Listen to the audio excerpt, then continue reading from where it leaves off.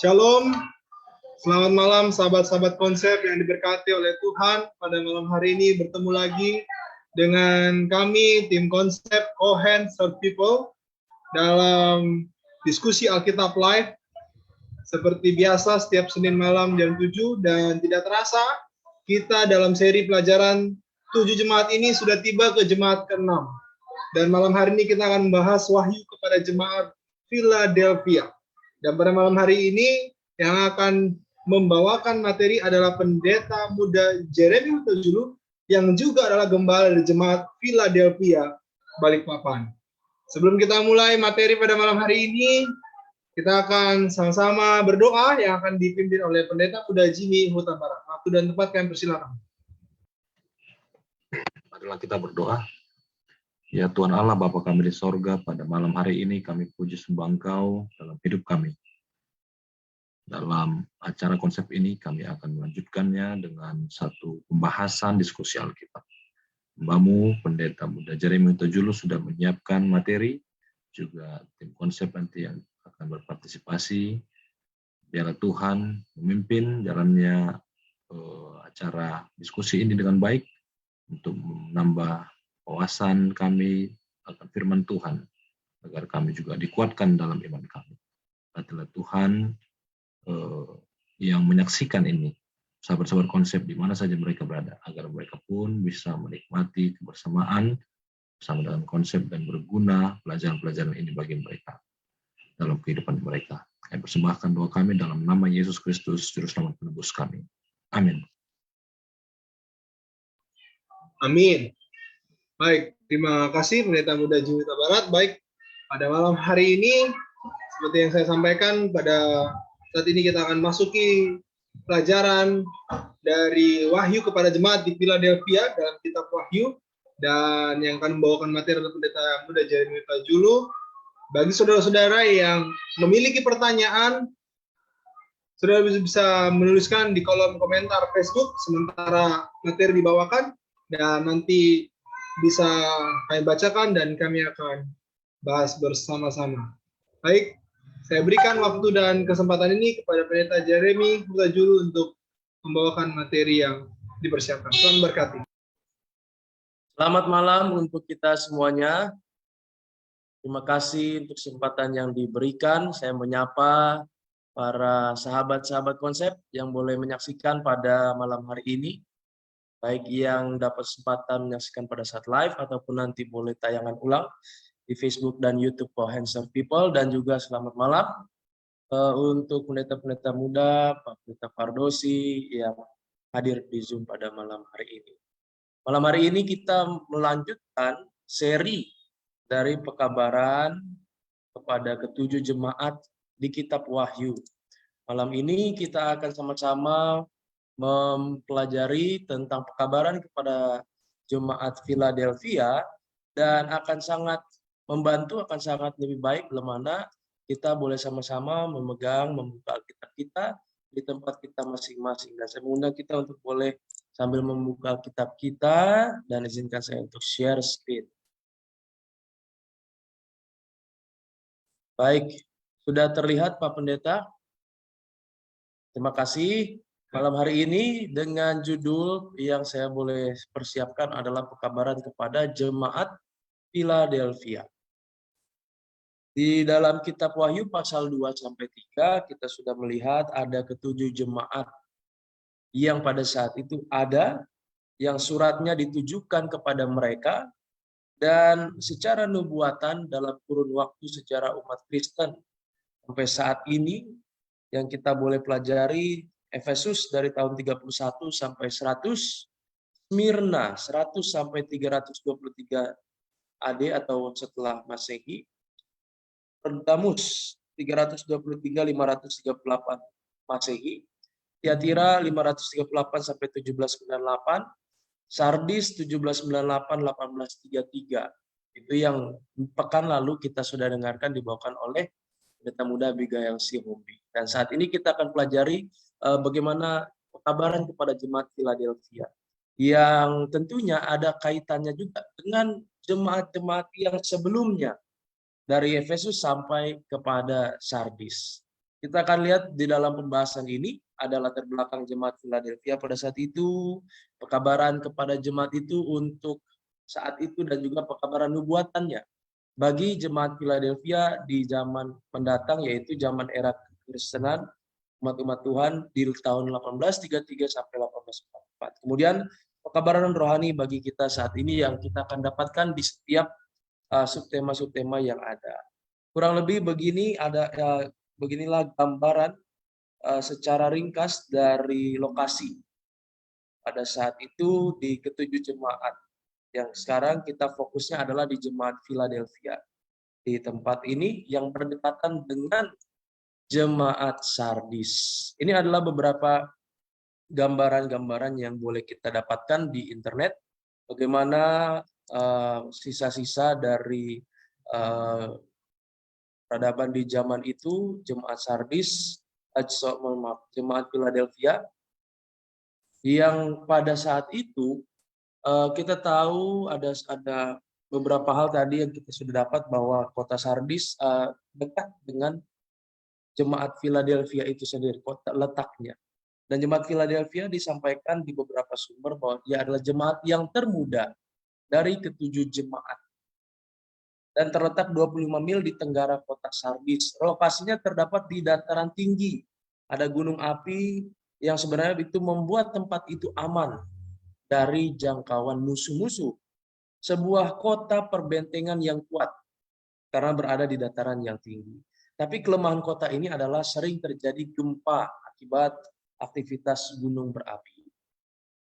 Kemudian dataran tinggi ini berada di dua lembah yang subur. Jadi di kiri kanan dari dataran tinggi ini adalah lembah yang subur, yang salah satu lembah itu membentuk seperti jalan terbuka untuk masuk ke dalam kota tersebut. Dan itu adalah untuk akses kepada kota Philadelphia itu, baik yang dalam kota mau keluar, dari luar mau ke dalam. Itu sebabnya kata open door nanti akan, atau jalan yang terbuka, menjadi ciri khas tertentu dari jemaat Philadelphia dan dari pekabarannya di kitab Wahyu pasal yang ketiga ini. Kemudian kota ini didirikan oleh Raja Pergamus. Nama rajanya adalah Raja Attalus II, yang memiliki kasih persaudaraan yang kuat kepada saudaranya Eumenes II. Ini membuat sang Raja Attalus dijuluki dengan sebutan Philadelphus. Dari sinilah nama Philadelphia diambil, yang artinya adalah kasih persaudaraan. Jadi inilah kurang lebih sedikit latar belakang mengenai jemaat Philadelphia yang punya ciri khas, sebutan kasih persaudaraan, dan juga ada sebutan secara geografisnya adalah jalan yang terbuka. Dan itu kita dapati di dalam pembahasan di jemaat Philadelphia dalam kitab Wahyu. Dalam Wahyu 3 ayat yang ke-7 di sana dituliskan, dan tuliskanlah kepada malaikat jemaat di Philadelphia. Inilah firman dari yang kudus, yang benar, yang memegang kunci Daud. Apabila ia membuka, tidak ada yang dapat menutup. Apabila ia menutup, tidak ada yang dapat membuka. Di ayat pertama ini sama seperti di jemaat-jemaat sebelumnya, kita akan melihat beberapa gelar-gelar Yesus Kristus yang dituliskan dalam kitab ini. Yang pertama kita melihat adalah yang kudus atau the Holy One. Kemudian ada yang benar, ada yang memegang kunci Daud. Dan ketika ia menutup, tidak ada yang dapat membuka. Kita akan melihat bahwa yang kudus atau the Holy One adalah sebutan untuk Tuhan yang biasa muncul di Perjanjian Lama. Ada beberapa contoh di ayat-ayat yang ada di slide yang menyatakan bahwa frasa ini ditujukan kepada Tuhan. Seringkali the Holy One ini diikuti dengan kata Israel atau the Holy One of Israel. Artinya adalah Tuhan daripada bangsa Israel. Dan the Holy One ini merujuk kepada Tuhan di zaman Perjanjian Lama. Dan frasa ini juga ditujukan kepada Yesus di dalam Markus 1 ayat 24. Yang uniknya adalah Yesus disebut sebagai the Holy One yang kudus, tapi di dalam Markus 1 ayat 24 ini yang berkata demikian adalah roh jahat yang takut kepada hadirat Yesus. Jadi di dalam Perjanjian Baru bahkan roh jahat pun turut mengakui bahwa Yesus disebut sebagai the Holy One. Kemudian disebut juga yang benar, the true one, menunjukkan sebuah keaslian. Orang yang sebenarnya harus disembah, bukan berhala-berhala. Kemudian kita akan melihat di sini yang benar, yang kudus, yang memegang kunci Daud. Bila mana kita melihat dalam Alkitab kita di catatan kakinya, kita melihat bahwa itu diambil dari kisah Yesaya 22 ayat 22. Ketika Raja Hizkia menunjuk Eliakim sebagai kepala istana. Kepala istana ini adalah pemegang semua isi perbendaharaan di kerajaan, yang adalah sumber dari seluruh apa yang diperlukan di istana, di kerajaan, diambil dari situ. Jadi tidak ada yang dapat penjagaan, tidak ada yang dapat, tidak ada yang dapat sumber-sumber yang bisa diambil kalau tidak melalui Eliakim sebagai kepala istana yang memegang kunci daripada kepala istana itu sendiri. Dan Yesus digambarkan sebagai seorang pemegang kunci kuasa, yang pada kenyataannya adalah kunci kuasa yang ada di bumi dan di surga. Dalam SD Bible Commentary di sini sampaikan pintunya terbuka untuk menyatakan bahwa pintu yang terbuka ini menyatakan bahwa Yesus telah membuka pintu bagi kemenangan melawan dosa dalam kehidupan sehari-hari. Dalam kehidupan kita sehari-hari, Yesus memegang kunci. Kunci Daud ini menunjuk pada bahwa Daud menantikan anaknya untuk menjadi seorang raja yang akan diangkat menjadi seorang raja, memiliki kekuasaan yang penuh, yang permanen, yang menyeluruh, dan itulah Yesus Kristus. Ketika dalam kitab Ibrani 1 ayat 5 dikatakan ia diperanakkan. Kata yang diperanakkan itu menurut sekolah sahabat sekitar pekan ketiga di triwulan yang saat ini, itu adalah menyatakan bahwa Yesus diangkat, memiliki hak kuasa atas bumi dan surga, memiliki kuasa tersebut. Dan itu menyatakan bahwa inilah yang dinanti-nantikan, membuka pintu untuk kemenangan atas dosa. Dan juga Gereja Masa Advent hari ke-7 mempercayai bahwa pada akhir dari masa jemaat Philadelphia di 1844 adalah permulaan dari pengadilan pemeriksaan yang terdapat dalam Daniel 7 dan Wahyu 14. Kristus di sana melayani sebagai imam besar kita, melayani di bait suci surgawi. Dalam pelayanannya, ia melewati fase pelayanan di bilik yang suci dan memasuki fase pelayanan di bilik yang maha suci, di mana fokus pelayanannya ialah mengadakan pemeriksaan berdasarkan buku-buku catatan surgawi. Dan pintu yang tertutup menandakan pelayanan Yesus di bilik yang suci, sedangkan pintu yang terbuka menandakan pelayanan Yesus di bilik yang maha suci. Dengan satu kriteria, tidak ada yang dapat menghalanginya. Kalau sudah ditutup, akan tertutup. Kalau sudah terbuka, akan terbuka. Inilah yang menjadi ciri khas mengenai Yesus sebagai yang memegang kunci Daud. Apabila ia menutup, tidak ada yang dapat membuka. Apabila ia membuka, tidak ada yang dapat membuka. Berikutnya pujian kepada jemaat Philadelphia. Ketika kita membaca dalam kitab Wahyu pasal 3 ayat 8, kita akan mendapati bahwa jemaat Philadelphia tidak terdapat celaan atau tuduhan. Jemaat Philadelphia sama-sama seperti jemaat Smyrna, kalau tidak salah, sama-sama tidak memiliki celaan. Dan di sini tuliskan bahwa aku tahu segala pekerjaanmu. Lihatlah, aku telah membuka pintu bagimu yang tidak dapat ditutup oleh seorang pun. Aku tahu bahwa kekuatanmu tidak seberapa, namun engkau menuruti firmanku dan engkau tidak menyangkal aku. Di sini disampaikan bahwa tadi seperti yang sudah kita sampaikan tadi, pintu yang dibukakan itu kita boleh perhatikan sebenarnya yang melakukan itu adalah Tuhan. Pelayanan Yesus di bilik yang maha suci atau pelayanan pengadilan pemeriksaan tidak dilakukan oleh manusia. Itu dilakukan oleh Tuhan. Pintu ini dibukakan oleh Tuhan. Nah, kemudian kita melihat apa yang dilakukan sebenarnya oleh umat-umat Tuhan jemaat Philadelphia. Pekerjaan jemaat Philadelphia sepenuhnya ialah tetap menuruti firman Tuhan dan tidak menyangkal. Hanya dua itu, tidak ada yang lain. Menuruti firman Tuhan dan tidak menyangkal Tuhan. Ini menjadi isu atau pokok utama bagi jemaat Philadelphia. Kedua poin di atas diakui sebagai pekerjaan dari jemaat Philadelphia. Aku tahu segala pekerjaanmu. Disampaikan aku tahu segala pekerjaannya jemaat Philadelphia, padahal yang melakukan di dalamnya adalah Tuhan. Bukan jemaat Philadelphia itu sendiri. Tapi mereka melakukan hanya menuruti. Pentingnya respon terhadap pelayanan Yesus Kristus, pelayanan yang Yesus Kristus telah buat demi manusia, yaitu rencana keselamatan. Pintu telah dibukakan. Lalu apa respon yang kita berikan? Respon yang diberikan ialah menuruti firman Tuhan dan tidak menyangkalnya. Jemaat tidak memiliki kekuatan yang kuat, jemaat Philadelphia ini. Tetapi karena Tuhan menyertai mereka, mereka tetap setia, mereka didapati tidak menyangkal Tuhan. Mungkin agak sedikit berbeda ketika kita melihat, aku tahu segala pekerjaanmu di jemaat Efesus. Engkau yang tidak sabar terhadap ada orang yang mengaku rasul-rasul padahal bukan. Itu kan dilakukan oleh jemaat Efesus sendiri. Tapi di sini Tuhan yang melakukan, manusia yang menurut, dan itu dinilai sebagai itulah pekerjaan yang kita lakukan. Kemudian pujian kepada jemaat Philadelphia di sini, Kristus telah membukakan pintu. Tidak ada seorang pun yang dapat menutup. Pintu yang terbuka ini adalah gambaran dan juga dari terbukanya kesempatan untuk mengabarkan Injil.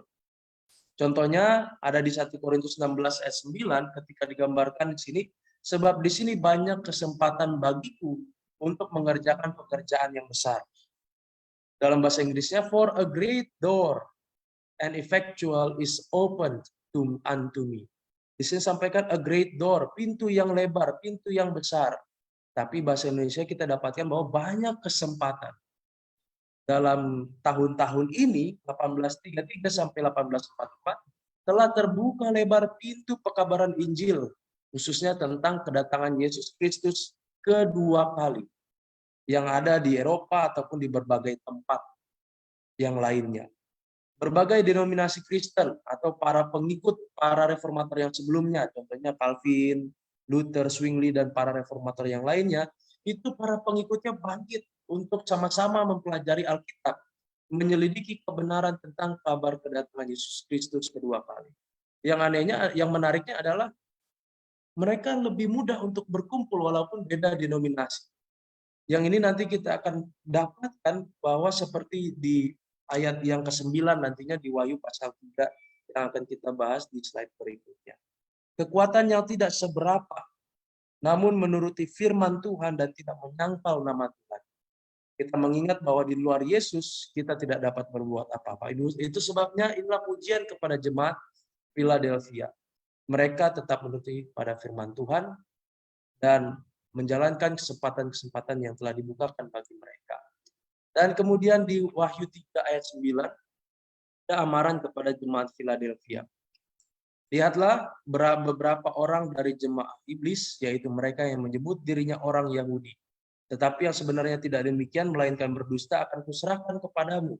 Sesungguhnya aku akan menyuruh mereka datang dan tersungkur di depan kakimu dan mengaku bahwa aku mengasihi engkau. Ketika mereka disuruh untuk tersungkur, yaitu orang-orang yang mengaku orang-orang Yahudi dan sebenarnya tidak, artinya orang-orang yang mengusahakan umat-umat Tuhan ini jatuh daripada iman mereka. Mereka menggunakan cara berdusta. Mereka diajak untuk mengakui bahwa aku mengasihi engkau. Tuhan mengasihi umat-umat di jemaat Philadelphia. Yang menjadi nanti kita akan lihat ciri khasnya juga nanti adalah kasih persaudaraan, yaitu ciri khas dari jemaat Philadelphia.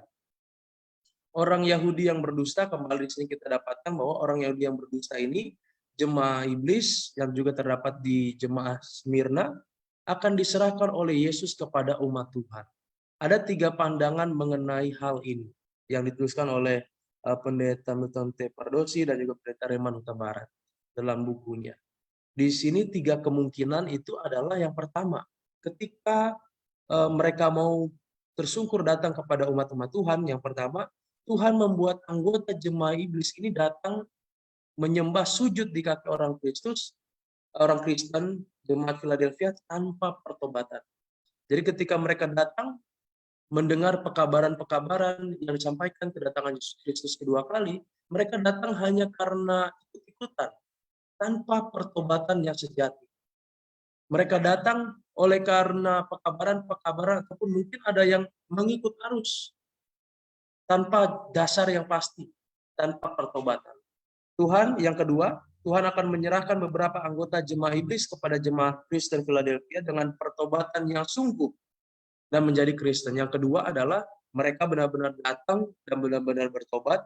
Dan yang ketiga akan ada pertobatan, baik dengan sadar atau terpaksa karena keadaan.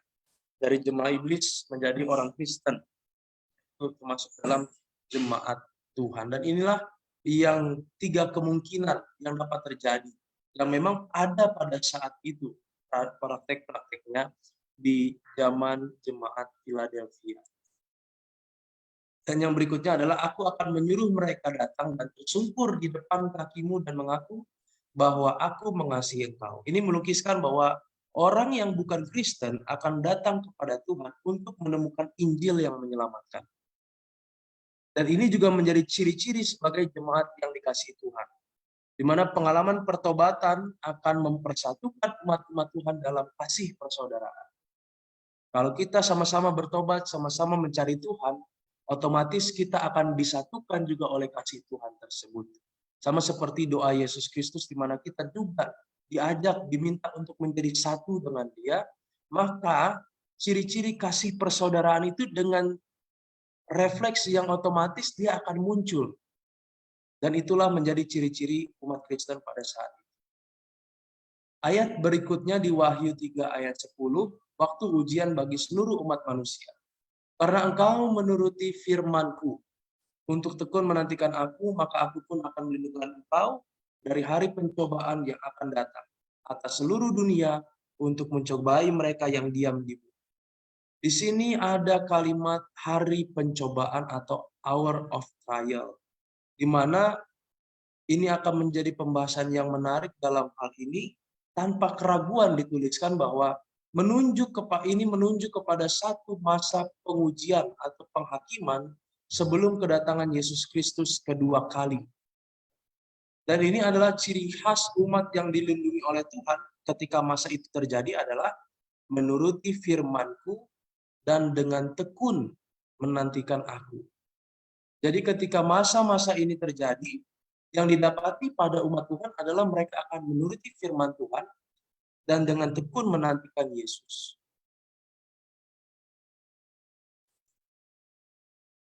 Di dalam hal ini akan berkaitan tentunya dengan masa penghakiman atau yang disebut dengan penghakiman pemeriksaan, investigative judgment, yang dimana berkaitan dengan bait suci dan pelayanan-pelayanan Yesus Kristus sebagai imam besar. Dan kita akan melihat ada pelayanan bait suci pada pekabaran jemaat Philadelphia. Di dalam perikop tentang pekabaran kepada jemaat Philadelphia ada beberapa hal yang berkaitan dengan pelayanan bait suci. Yang pertama di Wahyu 3 ayat 12. Barang siapa menang, ia akan kujadikan soko guru di dalam bait suci Allahku. Yang mana, kenapa kalau dia menang, tapi dijadikan soko gurunya di dalam bait suci Allah? Berarti ini menunjukkan di dalam pembahasan itu pun ada hal-hal yang berkaitan dengan bait suci, pelayanan di bait suci. Karena ini adalah reward, upah di akhir yang akan diterima bagi orang yang menang. Yang itu adalah seperti yang di Wahyu 3 ayat 7. Pelayanan yang berkaitan dengan bait suci, yaitu pintu yang tertutup, menandakan pelayanan Yesus di bilik yang suci, yaitu pelayanan harian. Pintu yang terbuka menandakan pelayanan di bilik yang maha suci. Yesus Kristus sebagai imam besar dalam pelayanan tahunan akan melayani dalam hari raya pendamaian. Dan kemudian, maka aku pun akan melindungi engkau dari hari pencobaan, hour of trial itu, yang akan datang atas seluruh dunia untuk mencobai mereka yang diam di bumi. Dalam hari raya pendamaian, diadakan pemeriksaan atas seluruh dosa-dosa, agar segera semuanya boleh memohon pengampunan daripada Tuhan. Yang berikutnya kita akan melihat juga bahwa masa penghakiman tadi, penghakiman pemeriksaan itu dan jemaat Philadelphia ini masanya berkaitan dengan nubuatan Daniel 8 ayat 14. Di mana ini akan membahas mengenai nubuatan 2300 petang dan pagi, di mana bait suci surgawi akan dipulihkan dalam keadaan yang wajar. Dan tepatnya adalah akhir dari 2300 petang dan pagi itu terjadi di tahun 1844. Sama dengan akhir dari masa jemaat Philadelphia, di mana Yesus akan memasuki bilik, di mana Yesus akan masuk melayani di bilik yang maha suci untuk mengadakan pemeriksaan, pengantaraan, dan memulihkan bait suci daripada dosa. Dan mengingat pelayanan Yesus di bilik yang maha suci, di dalamnya kan ada tabut perjanjian. Dalam tabut perjanjian itu ada 10 hukum Tuhan yang berlaku sebagai dasar dari hari pencobaan itu. Itulah dasarnya kita akan dihakimi atau diperiksa. Maka 10 hukum Tuhan yang salah satunya juga ada pekabaran tentang hari Sabat, itu akan menjadi pekabaran yang dikumandangkan dalam masa-masa tersebut. Hal ini kita boleh dapati dalam satu tulisan permulaan, kemudian ditunjukkan kepada saya bahwa hukum Allah dan kesaksian Isa Al-Masih berkenaan dengan pintu tertutup itu tak dapat diceraikan, tak dapat dipisahkan. Dan waktunya hukum Allah itu harus bercahaya dengan gemilang, serta waktu umat Allah akan dicobai dengan kebenaran Sabat, ialah ketika pintu bilik yang maha suci di Ka'bah sorga itu terbuka, di mana tabut itu di dalamnya tersimpan 10 hukum itu. Jadi tentang pintu yang tertutup dan tentang pekabaran hukum Allah tentang kebenaran hari Sabat itu sama-sama terjadi ketika pintu bilik yang maha suci di Ka'bah sorga itu terbuka, ketika Yesus pindah ke bilik yang maha suci. Pintu ini belum lagi terbuka sampai pekerjaan Isa sebagai pengantara selesai di tempat yang suci dari Ka'bah Semawi itu pada tahun 1844. Kemudian Isa akan bangkit dan tutupkan pintu bilik yang suci itu serta membuka pintu ke bilik yang maha suci. Lalu masuk ke dalam tirai yang kedua, di mana dia sekarang berdiri dekat tabut perjanjian itu, dan kesanalah iman orang Israel sekarang sampai. Berikutnya adalah peganglah apa yang ada padamu. Aku datang segera. Peganglah apa yang ada padamu, supaya tidak seorang pun mengambil mahkotamu. Pada masa ini terbuka pelajaran-pelajaran Alkitab yang pada zaman dahulu tertutup. Pekabaran tentang kedatangan Yesus Kristus kedua kali. Hari Sabat, pelayanan di bait suci, keadaan orang mati, dan lain-lain yang mengikuti pekabaran-pekabaran ini. Mereka mendapatkan akses yang lebih mudah dibandingkan zaman-zaman kekristenan di masa-masa sebelumnya. Agar ini semua tidak sia-sia, Tuhan memanggil agar mereka jangan sampai kehilangan iman mereka dan tetap memegang apa yang telah mereka terima daripada Tuhan. Upah bagi yang menang. Di dalam perjalanan jemaat Philadelphia ini, kita akan melihat beberapa upah bagi yang menang. Akan kujadikan soko guru di dalam bait suci Allahku, dan ia tidak akan keluar lagi dari situ.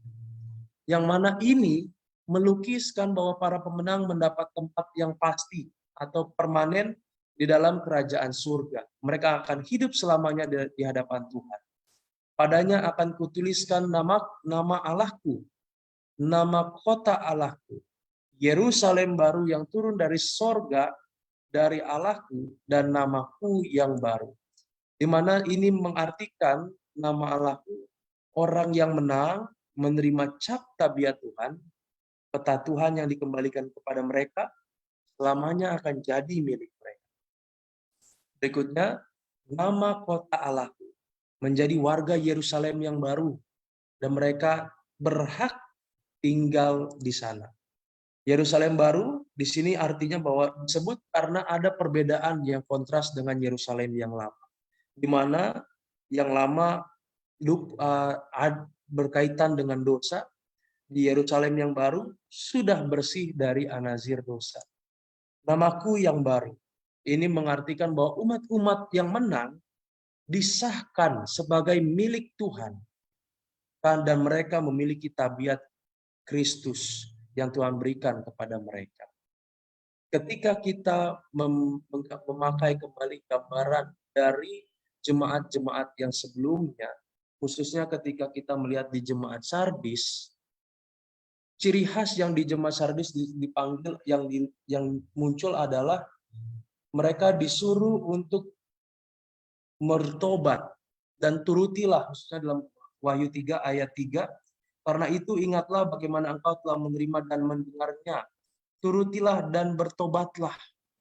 Dan itu terjadi sekarang di jemaat Philadelphia. Oleh sebab itu, di jemaat Philadelphia tidak ada lagi celaan, karena mereka telah mendengar amaran di zaman kekristenan sebelumnya.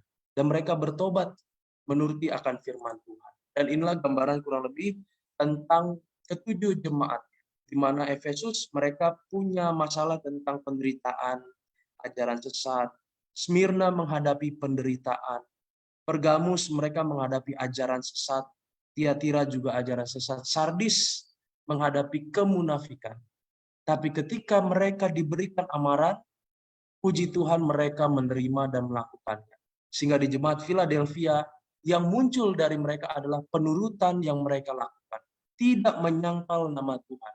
Karena mereka menerima ajakan daripada firman Tuhan. Maka kita akan meneruskan nanti di pekan berikutnya pekabaran dari jemaat Laodikia. Yang semuanya ini adalah termasuk dalam kehidupan kerohanian kita semua. Yang boleh menjadi pedoman-pedoman dalam kehidupan kita bersama. Ini adalah gambaran secara dari singkat dari ketujuh jemaat dalam bentuk tabel. Ada jemaat, masa waktu, gelar Yesus, dan sampai kepada upah dari ciri khas ketujuh jemaat tersebut. Yang kita akan melihat juga khususnya langsung kepada jemaat di Philadelphia. Waktunya 1833 sampai 1844. Gelar Yesus di jemaat ini adalah yang kudus, yang benar, yang memegang kunci Daud, dan memiliki pujian yaitu menuruti firman Tuhan dan tidak menyangkal nama Tuhan, tidak terdapat tuduhan ataupun celaan, dan panggilannya adalah agar mereka tetap setia dan menurut dengan tekun akan firman Tuhan, khususnya karena mereka sedang menghadapi akan menghadapi masa ujian, masa pemeriksaan, dan pegang selalu yang sudah diterima. Hukumannya kalau mereka berbalik, mahkota kehidupan yang diberikan pada mereka akan diambil. Upahnya bagi mereka adalah menjadi soko guru di bait suci Allah, menerima nama Allah, nama kota Allah, Yerusalem baru, dan nama Yesus yang baru, namaku yang baru. Sebagai kesimpulan, pekabaran ini ditujukan kepada jemaat Philadelphia pada saat itu dan umat Kristen pada masa 1833 sampai 1844. Kemudian sebuah jemaat yang memiliki ciri khas, tidak memiliki celaan. Injil keselamatan dan awal dari pengadilan pemeriksaan pada tahun 1844. Penurutan serta ketekunan terhadap firman Tuhan adalah menjadi pokok utama bagi jemaat Philadelphia.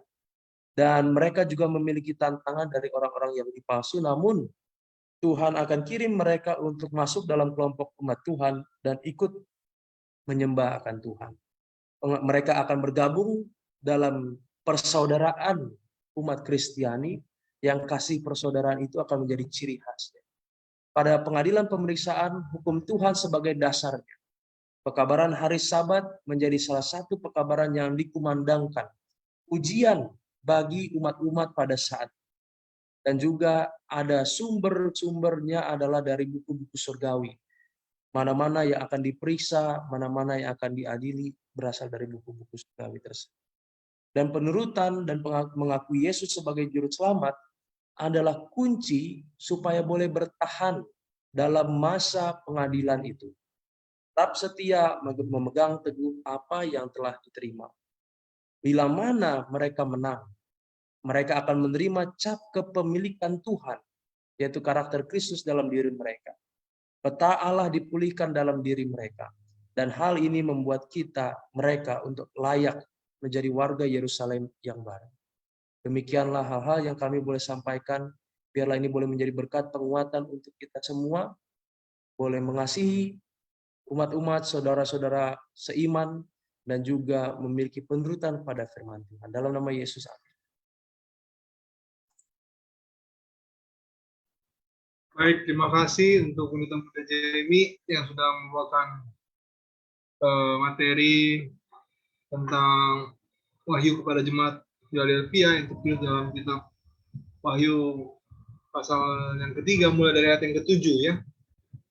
Jadi kita bisa buka sama-sama Alkitab kita, dan saya yakin kita juga sudah melihat dari pembahasan ini apa yang dikatakan dalam firman Tuhan dan apa maknanya bagi jemaat Philadelphia pada saat itu, bagi perjalanan nubuatan Kristenan khususnya pada tahun 1833 sampai 1844, dan juga bagi kita saat ini ya, apa pekabaran atau keadaan dari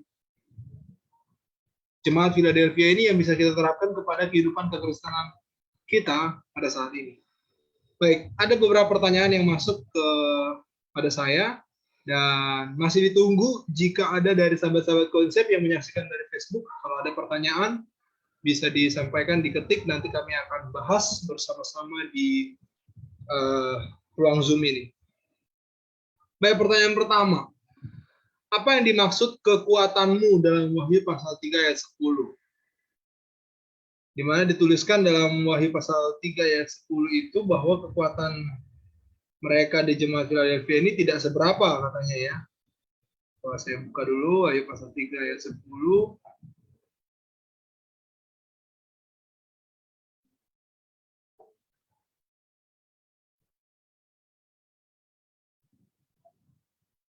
Oke. Baik. Selanjutnya dikatakan pertanyaannya apa yang dimaksud dengan tidak seberapa? Lalu bagaimana bisa kekuatan yang tidak seberapa itu bisa menjadi orang-orang yang melakukan penurutan ya? Mungkin karena dikatakan kekuatan tidak seberapa, tetapi bisa melakukan penurutan. Bukankah kalau kurang kuat, maka seharusnya akan kurang juga dalam hal penurutan? Ya, silakan Pendeta Muda Jeremy, apakah sudah paham kira-kira pertanyaannya? Ya, silakan boleh direspon. Terima kasih untuk pertanyaan yang telah disampaikan. Kekuatan di sini bagi jemaat pada saat itu mereka dalam jumlah yang tidak begitu banyak, dalam keadaan yang juga tidak begitu besar atau tidak punya pengaruh yang kuat bagi jemaat Philadelphia pada saat itu. Namun bagi jemaat khususnya di jemaat yang era kekristenan, mereka adalah umat-umat yang tercerai-berai, yang dimana sama-sama nanti akan berkumpul nantinya. Yang itu menunjukkan bahwa mereka tidak memiliki kekuatan yang besar. Kekuatan yang besar ini bisa kita artikan seperti hal-hal yang tadi. Apakah itu secara jumlah, secara materi, secara pengaruh, itu juga termasuk dalam kekuatan itu. Dan yang menariknya bahwa berarti dalam hal penurutan itu tidak berkaitan kepada kekuatan-kekuatan yang seperti yang tadi kita sampaikan, apakah itu berkaitan jumlah, tidak bergantung kepada kekuatan materi ataupun pengaruh, namun itu seberapa bergantung umat-umat Tuhan kepada Tuhan. Dan juga tentunya seberapa berharap dia kepada Tuhan. Bukan mengandalkan kekuatan pribadi, bukan mengandalkan kemampuan pribadi, dan itulah yang membuat mereka mampu untuk melakukan hal-hal penurutan tersebut, yaitu berserah kepada Tuhan. Walaupun secara ini adalah lemah, dan itulah menjadi ciri khasnya, sama seperti Rasul Paulus, justru dalam kelemahanmu lah kasih karuniaku itu akan kelihatan besar. Mungkin yang kami boleh sampaikan, boleh ditambahkan. Oke, baik, terima kasih Pendeta Muda Jeremy. Jadi justru karena kekuatan tidak seberapa itulah mereka butuh berserah kepada Tuhan ya. Jadi ya kalau kita mengandalkan kekuatan kita, mungkin kita tidak akan bisa melakukan penurutan ya. Saya mau ke teman-teman yang ada di Zoom ini dari sahabat-sahabat konsep.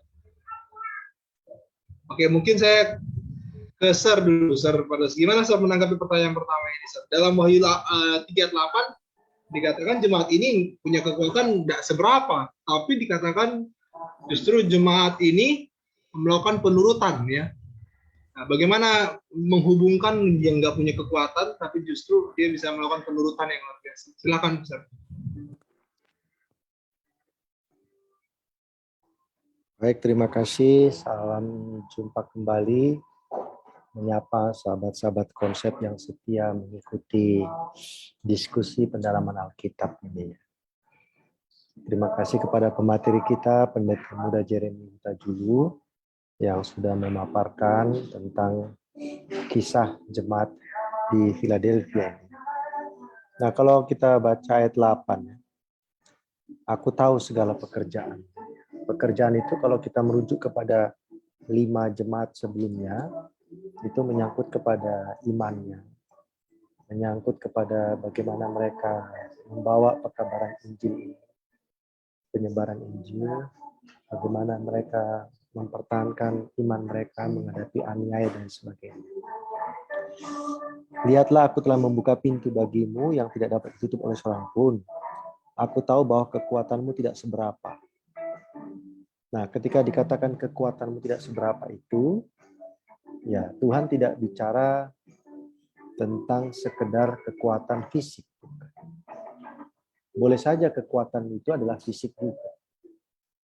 Karena mungkin gereja yang sudah banyak mengalami kesusahan, kesulitan, maka sudah tentu kekuatan itu kan semakin lama semakin apa? Habis, ya. Habis. Tetapi ini juga menarik kalau kita melihat bahwa gereja itu tidak ada dukungan sama sekali dari politik, dari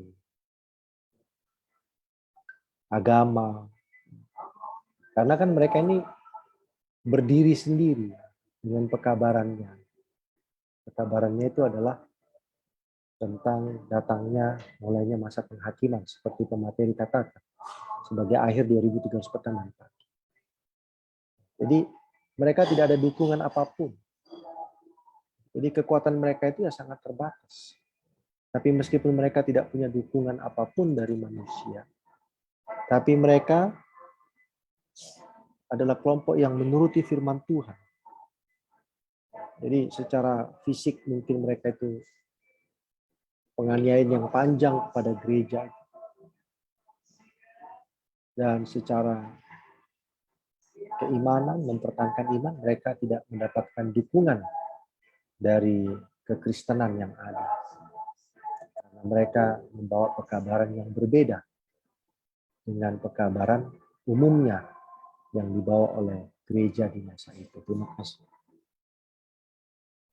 Baik, terima kasih untuk tanggapannya ya. Berarti memang kekuatan yang dikatakan tidak seberapa ini memang karena gereja pada saat itu tidak mendapatkan dukungan dari manusia secara politik, ya, dan juga ya lain sebagainya. Tapi justru di tengah kelemahan-kelemahan itu mereka menuruti perintah Tuhan. Baik, saya masuk ke pertanyaan berikutnya, ya. Tadi beberapa kali disebut mengenai penghakiman pemeriksaan. Jadi akhir dari jemaat ini adalah yaitu tahun 1844 di mana dimulainya penghakiman pemeriksaan.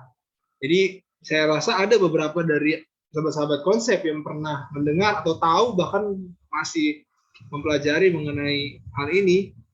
Nah, memang secara detail kita tidak membahas penghakiman pemeriksaan ini, ya. Tetapi mungkin bisa dibahas secara singkat, secara sederhana oleh Pendeta Jeremy apa yang dimaksud penghakiman pemeriksaan, ya, dan siapa saja yang akan dihakimi pada saat penghakiman pemeriksaan tersebut. Silakan Pendeta Jeremy. Baik, terima kasih Pendeta. Saya akan boleh sampaikan seperti apa yang saya pahami. Nanti silakan untuk ditambahkan bila mana ada hal-hal yang boleh ditambahkan. Yang tentunya ini kita ambil dari pelajaran di Alkitab yang diambil dari pelayanan bait suci di zaman bangsa Israel zaman dahulu. Musa ketika menerima pelajaran mengenai pekabaran tentang bait suci ini, ia terima langsung daripada Tuhan yang dituliskan bahwa di situ itu adalah pola seperti apa yang terjadi di dalam kerajaan surga. Itu adalah pola yang didapat daripada Tuhan sendiri. Artinya pola-pola yang didapat dan yang diterapkan di dalam pelayanan di bait suci itu menyiratkan kepada kita ada pekabaran-pekabaran tentang rencana keselamatan, mana pemeriksaan itu, penghakiman pemeriksaan itu termasuk di dalam pelayanan-pelayanan di bait suci, yaitu ada pelayanan harian di mana imam biasa akan melayani untuk menerima korban-korban yang dibawa, korban-korban penghapus dosa, korban-korban bakaran dan yang lain-lain, untuk disembelih, diberikan atas nama dari orang yang berdosa tersebut untuk mengadakan permohonan pengampunan dosa. Di sana imam akan melayani di bilik yang suci. Imam akan mengambil darah dari hewan korban itu, ada yang dibubuhkan di kepala-kepala tanduk mezbah bakaran, ada yang dipercikkan di tirai yang memisahkan antara bilik yang suci dan bilik yang maha suci. Namun itu berlangsung selama setahun penuh. Ketika dalam siklus 1 tahun itu tiba kepada hari raya pendamaian, di sanalah yang namanya disebut dengan pelayanan tahunan, 1 tahun sekali, hari raya pendamaian. Di sana yang melayani adalah imam besar. Mana imam besar ini akan membersihkan, memulihkan keadaan bait suci itu yang dalam setahun telah melayani ataupun ada hal-hal yang sebenarnya kotor, darah itu tertaruh di tirai itu selama setahun, di sana akan dipulihkan. Dan ketika itu dipulihkan, itu juga melibatkan kepada seluruh umat bangsa Israel yang sebenarnya dosanya sekarang sedang diantarai, sedang dimohonkan untuk diampuni oleh Tuhan. Dan pada saat itu orang-orang akan mengadakan puasa, mengadakan pemeriksaan dari dalam dirinya sendiri, memohon ampun dosa, memohon bila mana ada hal-hal yang belum diakui untuk mengadakan permohonan ampun. Di sanalah mereka akan berpuasa atau bisa disebut juga berkabung gitu ya, untuk memeriksa diri mereka masing-masing. Dan di sana imam besar akan melayani bilik yang maha suci untuk memohon supaya dosa-dosa itu semua diampuni.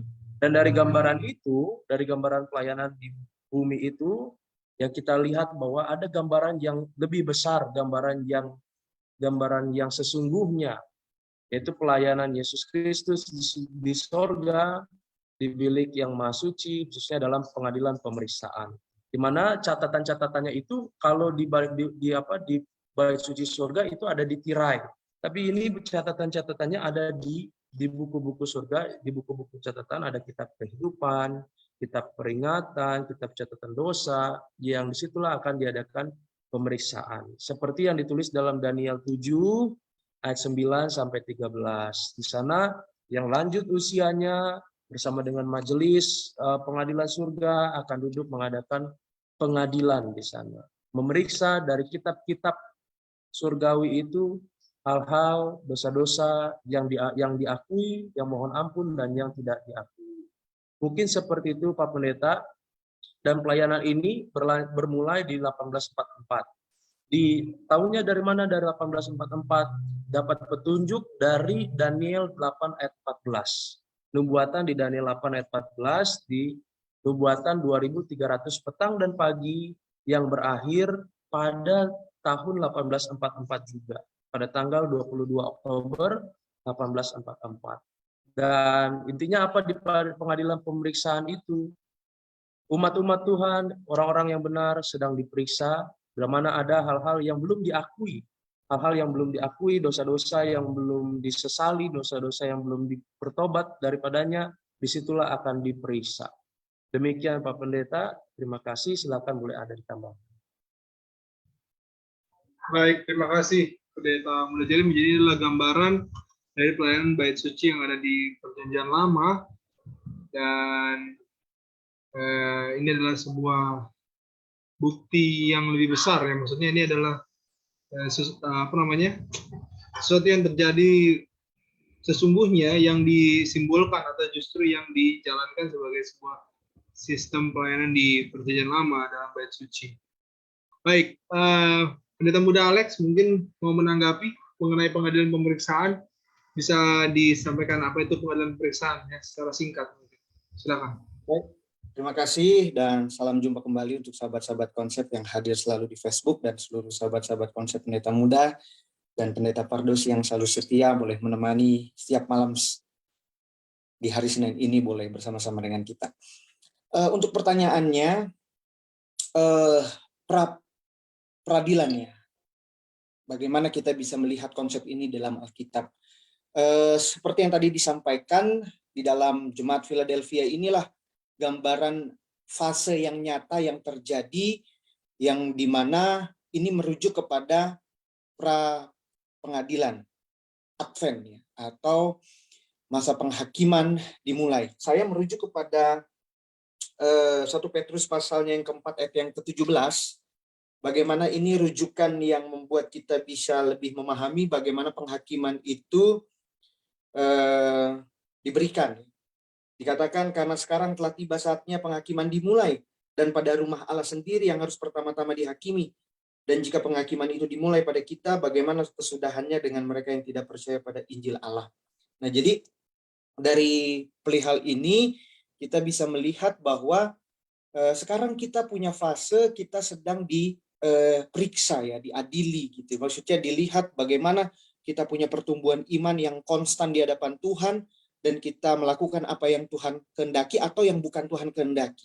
Sampai pada akhirnya finalnya nanti penghakiman, waktu Tuhan datang kali yang kedua, dia tidak datang lagi untuk membawa kita, mari bertobat, engkau masuk ke dalam kerajaan sorga. Tidak, dia akan datang sebagai hakim yang adil. Nah, inilah yang akan kita bisa pahami ketika kita boleh melihat konsep Alkitab. Nah, sebelum sampai hakim itu datang di kedatangan yang kedua kali, maka bertobatlah saudara. Sebelum pintu kasihan tertutup, maka bertobatlah. Dan sekarang kita sedang diadili, makanya ada istilah pra-peradilan gitu. Nah, dimulai di fasenya Jemaat Philadelphia itu 18 berapa tadi? 44. Nah, ini yang akan kita bisa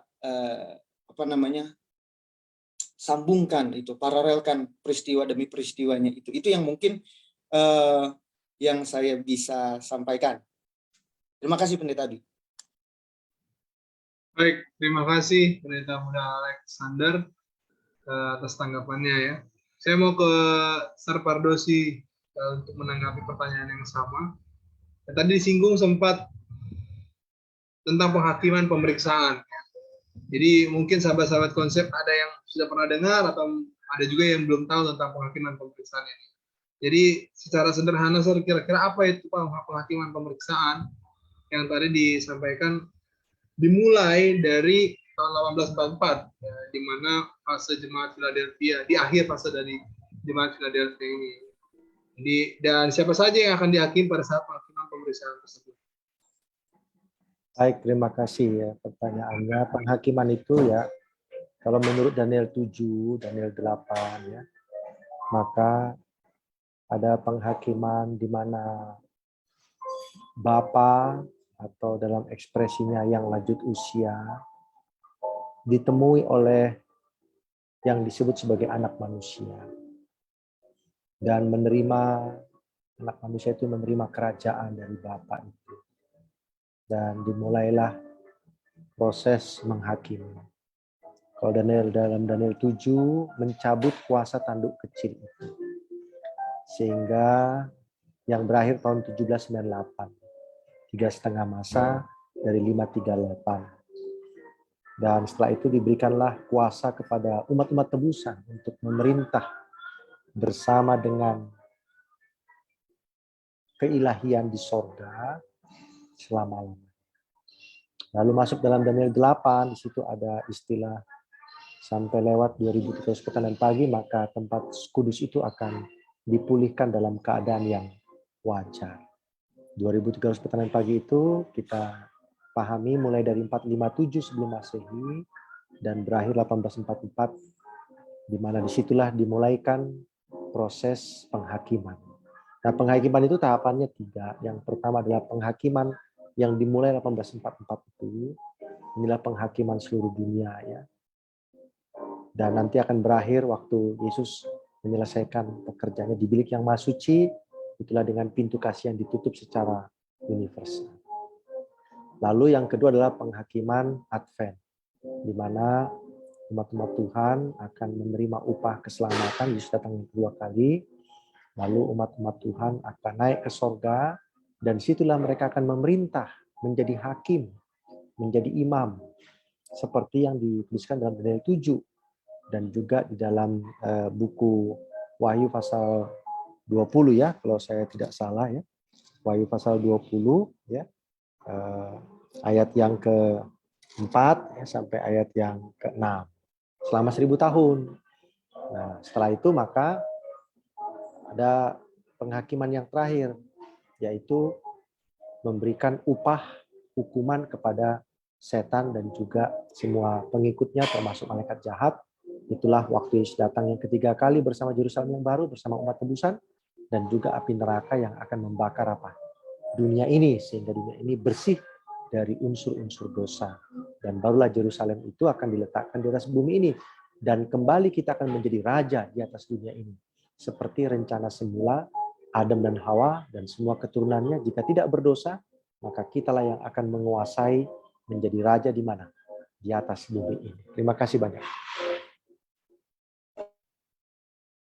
Baik, terima kasih. Jadi kita sekarang ada di tahap pertama dari penghakiman, yaitu penghakiman Advent atau penghakiman sebelum Yesus datang yang kedua kali. Jadi ada beberapa fase tadi yang sudah disampaikan mengenai penghakiman.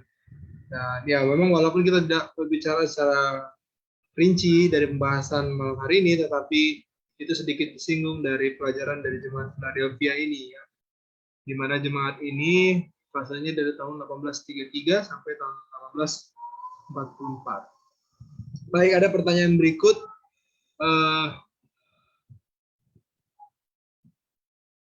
Apakah kalimat bait suci Allahku merupakan bait suci yang asli yang ada di surga? Atau hanya istilah saja? Atau, ya ini ada atau beberapa kali ya, ada bangunan real, ya bangunan yang betul-betul yang ada di sorga, atau sorga itu sendirilah bait suci itu, ya. Kira-kira bagaimana menanggapinya ini, Pendeta Muda Jeremy? Karena dalam pembahasan kita ada istilah bait suci Allahku, ya, akan menjadi sako guru ya tadi ya, sako guru di bait suci Allahku, kalau saya tidak salah. Oke, silakan Pendeta Muda Jeremy, apa yang dimaksud dengan bait suci Allahku yang dimaksud dalam pembahasan ini? Baik, terima kasih Pendeta untuk pertanyaan yang telah disampaikan. Dalam pertanyaannya tadi itu, bait suci Allahku. Yang pertama, kita membahas dulu mungkin bait suci yang ada di dunia, yang pernah ada di dunia, yang pernah dibangun oleh Musa, juga dibangun di zamannya Salomo, dan waktu itu setelah diperbaiki setelah pembuangan. Itu semua diambil, bisa dibuat, adalah diambil dari mengikuti pola yang didapat dari Tuhan, dari surga tentunya. Dari Tuhan, di mana Musa yang pertama kali diberikan oleh Tuhan mengenai ilmu tentang bait suci itu. Itu semua berasal daripada Tuhan. Yang tentunya kalau ini pola adalah hal-hal yang penting yang digambarkan dalam pola tersebut. Artinya tidak ornamen-ornamen di dalamnya tidak mesti seperti itu ada di sorga. Mengapa? Karena ornamen-ornamen ataupun bentuk bait suci yang pertama dengan bentuk yang berikut-berikutnya pun tidak sama juga. Yang pertama itu dari tenda. Yang kedua yang dibangun oleh Salomo itu sudah bangunan fix permanen. Kemudian sempat runtuh, diperbaiki lagi. Jadi secara fisik dia tidak mesti sama, namun inti-inti dari pekabaran pelayanan rencana keselamatan keselamatannya lah yang harus menjadi fokusnya. Yang berikutnya ada juga bait suci Allahku, ternyata ada juga di sorga yang kita dapat ketika kita melihat dari kitab Ibrani. Contohnya dalam kitab Ibrani ada yang disampaikan bahwa imam besar kita Yesus Kristus masuk dalam melayani ibadah di tempat kudus, yaitu di kemah sejati yang didirikan oleh Tuhan dan bukan oleh manusia. Kita dapat dalam Ibrani 8 ayat 1, dan kita bisa lihat kembali di beberapa ayat-ayat di kitab Ibrani yang menyatakan bahwa ternyata ada bait suci di sorga. Ada bait suci di sorga yang balik lagi tadi, apakah bentuknya sama kayak yang di bumi? Tidak harus demikian bentuknya sama. Karena kita tidak dapati juga disampaikan di Alkitab bahwa bentuknya sama seperti itu.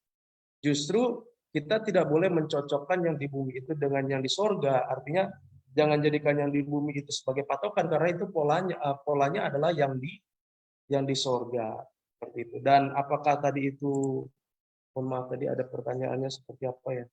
Yang terakhir, bagian terakhirnya pendeta. Apakah ada bangunan? Terus apakah sorga itu sendiri adalah bait suci itu? Oke, terima kasih. Apakah sorga itu sendiri adalah bait suci itu? Nanti mungkin boleh dibantu oleh Pak Pendeta yang lain.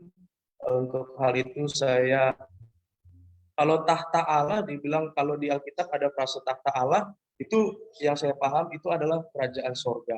Namun apakah bait suci itu adalah sorga itu sendiri? Nanti kita boleh dapatkan penjelasan daripada pendeta-pendeta yang lain. Namun di kitab Wahyu, saya pernah membacanya. Ini saya kebetulan dapat Wahyu 21 ayat 22.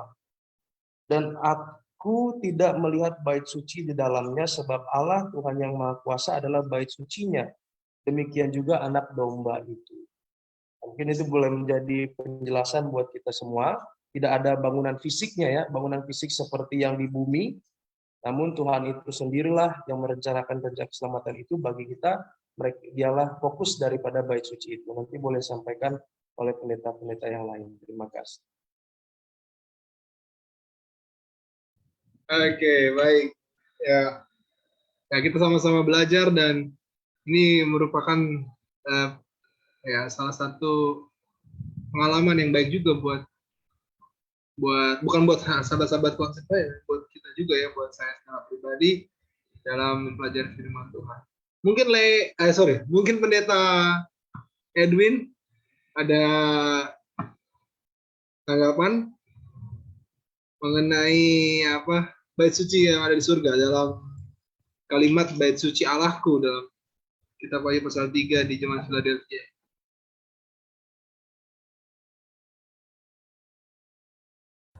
Oke, baik, terima kasih atas pertanyaannya. Boleh diulang sekali lagi pertanyaannya? Tadi saya ada sedikit ini. Iya, jadi dalam pembahasan kita ada kalimat bait suci Allahku, ya. Bait suci Allahku itu tertulis dalam Wahyu 3 ayat 12 ya. Barang siapa menang, ia akan menjadikan satu guru dalam bait suci Allahku. Apakah kalimat ini merupakan bait suci yang asli yang ada di surga, atau hanya istilah saja? Atau apakah di surga ada bangunan yang sungguh-sungguh atau yang real ya, dari bait suci surga, atau bait suci seperti yang ada di dunia, bangunan yang ada di surga, atau surga itu sendirilah bait suci? Kira-kira gimana, Pak Pendeta? Oke, baik, terima kasih atas pertanyaannya. Tadi sebenarnya sudah dijelaskan oleh pemateri bahwa bait suci yang di surga itu bukanlah seperti yang ada di dunia ini, tetapi bahwa sistem bait suci itu tetap ada di surga. Tadi sudah dibacakan Wahyu 21 ayat 22, dan yang kita bahas di dalam Wahyu pasal 3 ayat yang di mana tadi dikatakan soko guru di surga di bait suci Allah, apa sebenarnya maknanya? Kan itu yang mau kita bahas pada malam hari ini. Baik, bahwa ketika kita setia kepada Tuhan, maka ada kesempatan bagi kita nanti ketika kita berada di surga. Tadi sudah dipaparkan oleh pemateri sebenarnya dengan jelas bahwa ada kesempatan bahwa ketika kita berada di 1000 tahun di surga, maka kita akan menghakimi dan juga kita akan melihat bagaimana apa yang terjadi kepada diri kita dan juga apa yang terjadi kepada mungkin saudara-saudara kita, dan itu kita bisa tahu. Dan di sana kita menjadi soko guru itu, kalau soko guru berarti dia adalah seorang yang mengetahui segalanya. Artinya kita bisa tahu segalanya. Kenapa? Karena Tuhan ungkapkan kepada kita nanti ketika kita di surga. Mungkin itu sedikit tambahan dari saya. Terima kasih. Baik, terima kasih Pendeta Muda Edwin Pasaribu. Saya mau ke Pendeta Milton Pardosi. Bagaimana Sir menanggapi pertanyaan ini terkait bait suci Allahku atau bait suci yang ada di surga? Secara fisik di sorga itu tidak ada bangunan bait suci seperti yang dibangun Musa. Tidak ada. Apalagi seperti yang dibangun Salomo. Tidak ada. Bait suci di sorga itu adalah tempat Tuhan bersemayam. Karena ingat, pusat bait suci itu adalah tahta ilahi. Itulah bilik maha suci itu dengan 10 hukum. Lalu ada awan putih yang disebut dengan Shekinah di atas tabut perjanjian. Itulah tahta Tuhan. Nah, tadi dikatakan pemateri bahwa di dalam Wahyu pasal 21 ya, ayat yang ke-22, aku tidak melihat bait suci di dalamnya, di dalam Yerusalem baru. Ya. Sebab Allah, Tuhan yang Maha Kuasa adalah bait sucinya, demikian juga anak domba itu. Ya, jadi tempat di mana Tuhan bersemayam itu, tempat Tuhan tinggal, maka itulah menjadi bait suci, tahta Tuhan. Jadi kalau saudara mengharapkan bangunan itu seperti tempat yang dibangun Musa atau yang dibangun Raja Salomo, yang nggak ada di sorga. Nggak ada. Ya. Tapi ketujuh roh Allah, itulah 7 obor yang menyala, 7 kaki dian, begitu ya. Lalu kerubium yang di atas tabut perjanjian, itu juga kerubium, 4 makhluk yang mengitari tahta Allah itu. Jadi kalau sederhananya ya tidak ada bangunan seperti yang dibangun Musa atau dibangun oleh Salomo di dalam sorga. Nah, menjadi soko guru dalam bait suciku, ya bukan berarti kita ini menjadi tiang-tiang begitu di sorga. Tidak. Soko guru, bait suci tadi saya katakan, itu pusat daripada pemerintahan Allah itu. Nah, kita menjadi soko guru di sana. Soko guru itu penopang. Penopang itu apa? Di satu sisi Anda itu adalah, kita ini adalah yang membawa kabar kebenaran itu. Membawa kabar kebenaran itu ke seluruh dunia. Kita menjadi soko guru. Tiang-tiang di dalam Injil kebenaran itu. Kita harus bawa itu kepada apa? Kepada orang lain. Pada saat yang sama ya, kita akan tetap tinggal di dalam kebenaran itu. Dalam bait suci itu kita tinggal. Karena kita tetap setia menerima apa? Kebenaran, keselamatan itu. Nah, karena bait suci kan pusatnya adalah keselamatan. Kenapa bait suci itu ada? Karena ada rencana keselamatan. Kalau nggak ada rencana keselamatan, ya nggak ada bait suci. Untuk apa dibuat sesuatu yang tidak ada tujuannya? Karena berdosa manusia itu, maka ada bait suci. Nah, kita akan tetap di dalam apa? Di dalam bait suci itu. Ya. Bukan berarti nanti di sorga itu saudara jadi tiang-tiang. Saya jadi tiang-tiang begitu ya. Untuk apa juga tiang-tiang? Terus nggak kemana-mana dong, dia berdiri aja tegak lurus begini. Dalam kekekalan, ya kan capek juga, kan mau ngapain. Kalau masuk sorga hanya mau jadi tiang-tiang aja gini, dalam kekekalan berdiri nggak ngapa-ngapain, ya terus mau ngapain juga kita. Oke. Baik, terima kasih banyak. Jadi itulah mungkin closing statement dari saya ya, supaya nanti tidak berulang-ulang ya. Nah, pekabaran jemaat Philadelphia ini menjadi menarik Oleh karena jemaat ini tidak punya celaan. Tidak punya celaan, walaupun mereka itu memiliki keterbatasan. Memiliki keterbatasan itu bukan kelemahan. Dia ada keterbatasan. Tapi itu bukan kelemahan. Keterbatasan. Jadi contohnya kalau saya ini, maaf gitu ya, ada cacat ya. Itu bukan kelemahan, bukan itu keterbatasan saya. Kalau kelemahan itu, Pendeta Pardosi itu gampang marah, itulah kelemahan. Itu bukan keterbatasan. Nah, gereja ini punya keterbatasan, tapi dia tidak punya kelemahan. Nah, yang perlu kita sikapi baik-baik atau kita perlu aplikasikan dari pengalaman jemaat ini adalah bagaimana jemaat ini begitu semangatnya di dalam pekerjaan mereka dalam segala keterbatasan. Nah, seringkali kita itu dikalahkan oleh keterbatasan. Tidak boleh, apalagi dalam urusan iman. Keterbatasan tidak boleh menghalangi pertumbuhan iman kita. Keterbatasan tidak boleh menghambat kita untuk membawa kabar keselamatan ini kepada orang lain. Nah, ini supaya apanya? Supaya ya rencana tujuan Tuhan kita menjadi soko guru itu bisa menjadi kenyataan bahwa kita tetap berdiri dalam kebenaran itu dan membawa apa? Menegakkan, meninggikan kebenaran itu, membawa kepada seluruh dunia. Itulah closing statement dari saya. Terima kasih. Baik, terima kasih Pendeta Pardosi untuk tanggapan dan juga closing statement-nya. Silakan Pendeta Muda Jeremy untuk memberikan closing statement dari pekabaran malam hari ini dari kita semua. Terima kasih Pendeta sebagai closing statement. Ada 3 hal yang penting dalam kehidupan di Jemaat Philadelphia, yaitu Tuhan sebagai sumber kasih itu yang pertama dalam kehidupan kita bersama.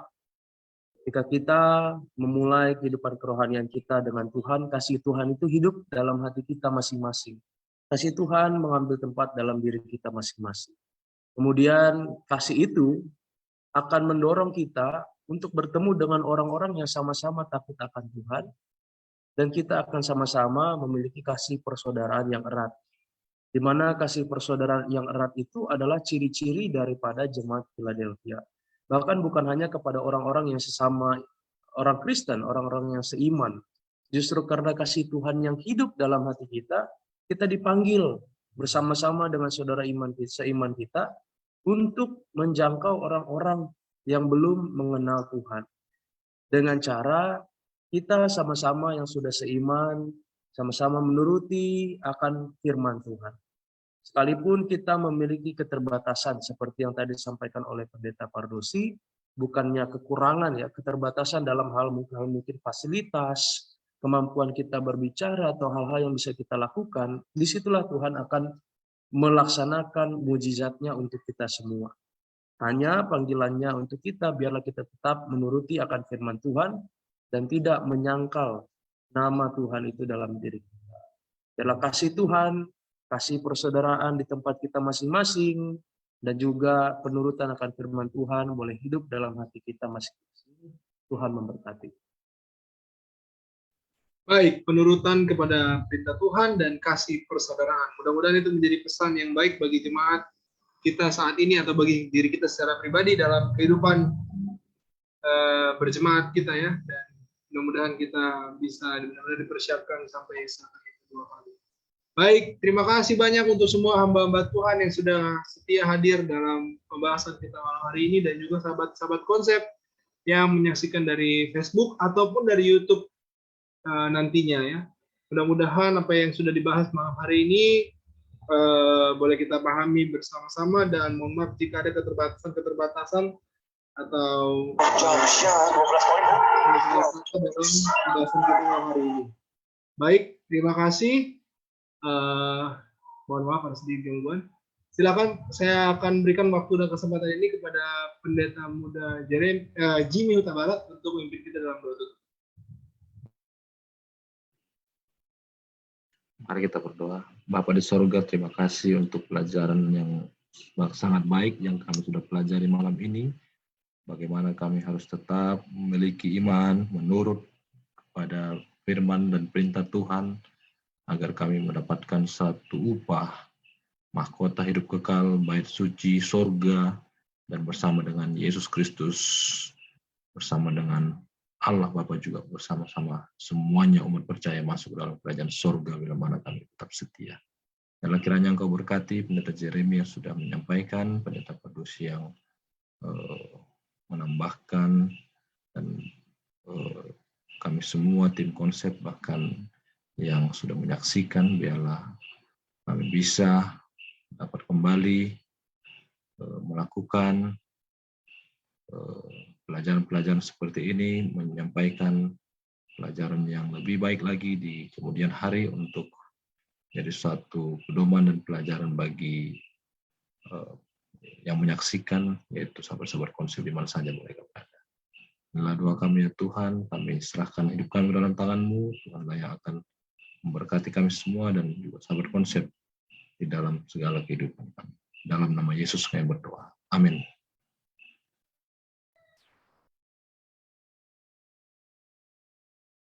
Baik, terima kasih. Ibadah kita telah selesai pada malam hari ini. Selamat malam, Tuhan berkati kita semua.